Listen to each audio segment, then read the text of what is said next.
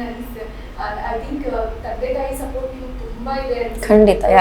ನಿಮ್ದು ಚೈಲ್ಡ್ಹುಡ್ ಇಂದ ನೋಡ್ತಾ ಬಂದ್ರೆ ತುಂಬಾ ಆರ್ಟ್ ಅಲ್ಲೇ ಬಂದಿದ್ದೀರಾ, ಜೊತೆಗೆ ತುಂಬಾ ಎಕ್ಸ್ಪ್ಲೋರ್ ಮಾಡಕ್ ಬಿಟ್ಟಿದ್ದಾರೆ. ಸೊ ಅದ್ರ ಬಗ್ಗೆ ಏನ್ ಹೇಳಿದ್ರೆ, ಅಂಡ್ ಇನ್ನೇನು ಮೇ 11th ಮದರ್ಸ್ ಡೇ ಬರ್ತಾ ಇದೆ. ಸೊ ತಾಯಿಯವ್ರ ಬಗ್ಗೆ, ತಾಯಿ ನಿಮ್ಗೆ ಇಷ್ಟು ಶಕ್ತಿಯಾಗಿ ನಿಂತಿದ್ದಾರೆ, ಸೊ ಆ ಬಗ್ಗೆ ಏನಾದ್ರು ಶೇರ್ ಮಾಡೋದಾದ್ರೆ. ಐ ಥಿಂಕ್ ಚಿಕ್ಕ ವಯಸ್ಸಿಂದ ನನ್ನ ಅಪ್ಪ ಅಂದರೆ ಅವರಿಗೆ ಕಲೆಯಲ್ಲಿ ತುಂಬ ಇಂಟ್ರೆಸ್ಟ್ ಇತ್ತು. ಸಿನಿಮಾ ಅಂದರೆ ತುಂಬ ಇಂಟ್ರೆಸ್ಟ್ ಇತ್ತು ಅವ್ರಿಗೆ. ಕಲೆಯಲ್ಲಿ ಯಾವಾಗಲೂ ನನ್ನ ಮನೇಲಿ ತುಂಬ ರೆಸ್ಪೆಕ್ಟ್ ಇತ್ತು. ಬಿಕಾಸ್ ನನ್ನ ಅಜ್ಜ ಕೂಡ ಕಲಾವಿದರು, ಅವರು ನಾಟಕಗಳು ಮಾಡ್ತಿದ್ರು, ಕವನ ಬರೀತಿದ್ರು. ಸೊ ನನ್ನ ತಂದೆಗೂ ಆ ಒಂದು ರೆಸ್ಪೆಕ್ಟ್. ನನ್ನ ತಾಯಿ ಹಾಡು ಹಾಡ್ತಿದ್ರು, ಅವರು ಆಕಾಶವಾಣಿಯಲ್ಲಿ ಹಾಡೆಲ್ಲ ಹಾಡಿದರು. ಸೊ ಯಾವಾಗಲೂ ಕಲೆ ಅಂತಂದರೆ ನನ್ನ ಮನೆಯಲ್ಲಿ ಒಂದು ಸಮಥಿಂಗ್ ವೆರಿ ರೆಸ್ಪೆಕ್ಟ್ಫುಲ್, ಸರಸ್ವತಿಯಿಂದ ನಮಗೆ ಸಿಕ್ಕಿರೋದು ಅನ್ನೋ ಒಂದು ಆ್ಯಟಿಟ್ಯೂಡ್ ಯಾವಾಗಲೂ ಇತ್ತು. ಸೊ ಅದು ಯಾವತ್ತೂ ನನಗೆ ಬೇಡ ಅಂತ ಹೇಳಿರಲಿಲ್ಲ. ಕಲೆ ಅಂದರೆ ಭರತನಾಟ್ಯ ಅಂದರೆ ಎಸ್ಪೆಷಲಿ ಎಲ್ರಿಗೂ ತುಂಬ ಇಷ್ಟ. ಸೊ ಆ ಫೀಲ್ಡಿಂದ ನಾನು ಆ್ಯಕ್ಟಿಂಗಿಗೆ ಬಂದಿರೋದ್ರಿಂದ ಮೇ ಬಿ ಆ ಸಪೋರ್ಟ್ ಇದೆ. ಬಟ್ ಸಿನಿಮಾ ನನ್ನ ತಂದೆಗೆ ತುಂಬ ಇಷ್ಟ. ನನಗೆ ಆ್ಯಕ್ಚುಲಿ ಅಷ್ಟು ಇಷ್ಟ ಇರಲಿಲ್ಲ ಸ್ಟಾರ್ಟಿಂಗಲ್ಲಿ. ಸೆಲೆಬ್ರಿಟಿ ಲೈಫ್ ಒಂಥರ ನಮ್ಮನ್ನು, ಬಿಕಾಸ್ ನಾನು ಅಷ್ಟೊಂದು ಮಾತಾಡೋಳಲ್ಲ, ಸ್ವಲ್ಪ ಶೈ ಪರ್ಸ್ನಾಲಿಟಿ ನಂದು. ಸೊ ಎಲ್ಲರ ಮುಂದೆ ಹೋಗೋದು, ಸೆಲೆಬ್ರಿಟಿಯಾಗಿ ಮಾತಾಡೋದು, ಸ್ಪೀಚ್ ಕೊಡೋದು, ಅದೆಲ್ಲ ನನಗೆ ಒಂಥರ I don't think I am made for this ಅಂತ ಅನಿಸ್ತಿತ್ತು. ನನಗೆ ಯಾವಾಗಲೂ ಕೊರಿಯೋಗ್ರಫರ್ ಆಗಬೇಕು ಅಂತ ಆಸೆ ಇತ್ತು. ಬಟ್ ನನ್ನ ತಂದೆಗೆ ಆಸೆ ಇತ್ತು, ಇವಳು ಸ್ಕ್ರೀನ್ ಮುಂದೆ ಕಾಣಿಸ್ಕೋಬೇಕು, ಬಿಗ್ ಸ್ಕ್ರೀನಲ್ಲಿ ಕಾಣಿಸ್ಕೋಬೇಕು ಅಂತ. ಮೇ ಬಿ ಹೋಗ್ತಾ ಹೋಗ್ತಾ ನಾನು ಸ್ವಲ್ಪ ಥಿಯೇಟರ್ ಅದೆಲ್ಲ ಮಾಡಿದ್ಮೇಲೆ ನನಗೂ ಅದು ಆಸೆ ಶುರುವಾಯಿತು. ಆಸೆ ಅನ್ನೋದಕ್ಕಿಂತ I really enjoyed acting. So ಆ ಟೈಮಲ್ಲಿ ಐ ಥಿಂಕ್ ನನ್ನ ತಂದೆಗೆ ತುಂಬ ಖುಷಿಯಾಗಿರ್ಬೋದು. ಬಟ್ ನಾನು ಏನೇ ಡೆಸಿಷನ್ ತೊಗೊಂಡ್ರು ಯಾವಾಗಲೂ ನನ್ನ ತಂದೆ ಅದ್ರ ಜೊತೆ ನಿಲ್ತಿದ್ರು. ನನ್ನ ತಾಯಿಗೆ ಸ್ವಲ್ಪ ಭಯ ಇತ್ತು, ಯಾವ ಥರ ಫೀಲ್ಡ್ ಇದು, ಯಾವ ಥರ ಜನ ಇರ್ತಾರೆ, ಹುಡುಗಿರನ್ನ ಯಾವ ಥರ ಟ್ರೀಟ್ ಮಾಡ್ತಾರೆ ಅನ್ನೋ ಭಯ ಖಂಡಿತವಾಗ್ಲೂ ಇತ್ತು. ಬಟ್ ಯಾವಾಗಲೂ ಆ ಭಯ ಪಕ್ಕಕ್ಕಿಟ್ಟು ನನ್ನ ಸಪೋರ್ಟಿಗೆ ಯಾವಾಗಲೂ ನಿಂತಿದ್ದಾರೆ. ಆ್ಯಂಡ್ ಅಕಾಡೆಮಿಕ್ಲಿ ನಾನು ಅಚೀವ್ ಮಾಡಿರೋದು ನನ್ನ ಅಮ್ಮನಿಂದ ಅಂತಲೇ ಹೇಳ್ಬೋದು.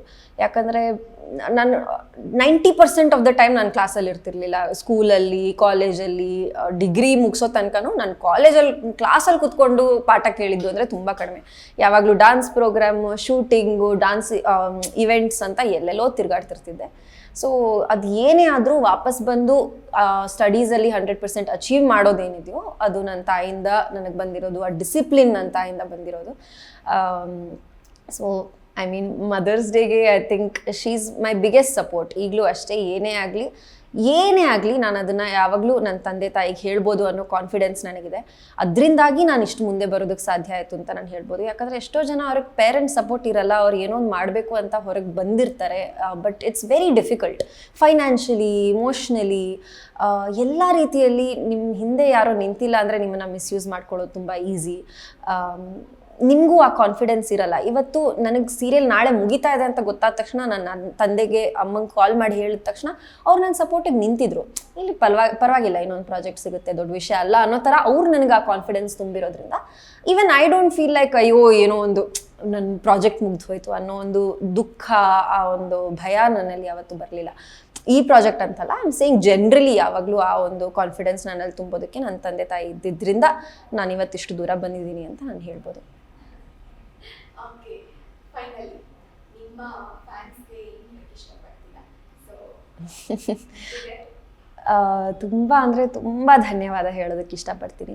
ಯಾಕಂದರೆ ನಾನು ಯಾವತ್ತೂ ಎಕ್ಸ್ಪೆಕ್ಟ್ ಮಾಡಿರಲಿಲ್ಲ ಈ ಥರದ್ದೊಂದು ಪಾತ್ರ ನಾನು ಮಾಡಿ ಅದರಿಂದ ನನಗೆ ಈ ಥರ ಫೇಮ್ ಅನ್ನೋದಕ್ಕಿಂತ ಒಂದು ಪ್ರೀತಿ, ಜನರ ಆಶೀರ್ವಾದ ಸಿಗ್ಬೋದು ಅಂತ. ಈಗಲೂ ಅಷ್ಟೇ, ರೋಡಲ್ಲಿ ಹೋಗ್ತಾ ಎಲ್ಲರೂ ರೆಕಗ್ನೈಸ್ ಮಾಡ್ತಾರೆ. ನಂಗೆ ಮರ್ತೇ ಹೋಗಿರುತ್ತೆ ಕೆಲವೊಮ್ಮೆ, ನನ್ನನ್ನು ಜನ ರೆಕಗ್ನೈಸ್ ಮಾಡ್ತಾರೆ ಅಂತಲೇ ಬರ್ತೋಗಿರುತ್ತೆ. ಇಯರ್ಫೋನ್ಸ್ ಹಾಕೊಂಡು ಯಾವುದೋ ಲೋಕದಲ್ಲಿ ನಡ್ಕೊಂಡು ಹೋಗ್ತಾ ಇರ್ತೀನಿ.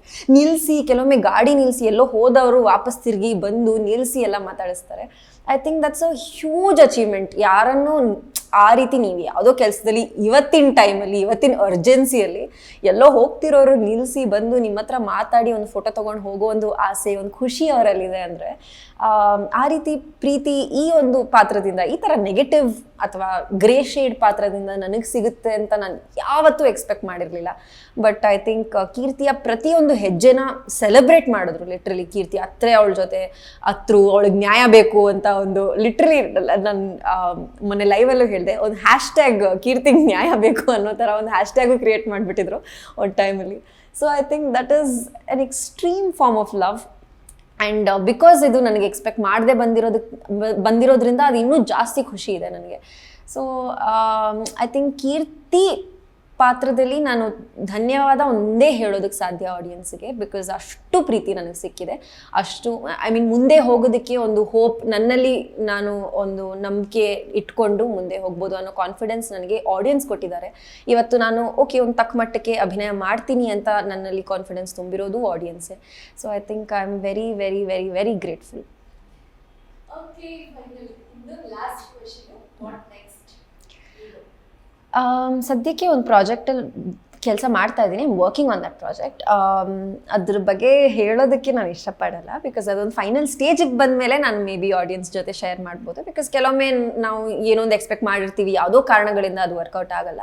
So I usually don't share. ಅದು ಒಂದು ಆ ಹಂತಕ್ಕೆ ಬಂದಮೇಲೆ ಖಂಡಿತವಾಗ್ಲೂ ತಿಳಿಸ್ತೀನಿ. ಸೀರಿಯಲ್ಸ್ ಎಲ್ಲ ಯಾವತ್ತೂ ಐ ಮೀನ್ ಸೀರಿಯಲ್ಸ್ ಸದ್ಯಕ್ಕೆ ನಾನು ಯಾವುದೂ ಒಪ್ಕೊಂಡಿಲ್ಲ.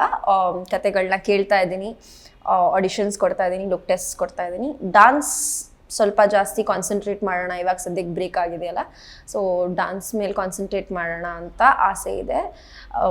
ನಂದು ಮಾಸ್ಟರ್ಸ್ ಕೂಡ ಆ್ಯಕ್ಚುಲಿ ಸೈಕಾಲಜಿ ಮಾಸ್ಟರ್ಸ್ ಇದರಲ್ಲಿ ತುಂಬ ಬ್ಯುಸಿ ಆಗಿಬಿಟ್ಟು ಅದು ಒಂದು ಲಿಟ್ರಲಿ ಒಂದು ಸೈಡಿಗೆ ಹೋಗ್ಬಿಟ್ಟಿತ್ತು. So maybe if possible I would like to get back to that. So ಆ ಥರ ಒಂದು ಕೆಲವು ಶಾರ್ಟ್ ಟರ್ಮ್ ಗೋಲ್ಸ್ ಇದೆ, ಬಟ್ ಲೆಟ್ಸ್ ಸಿ.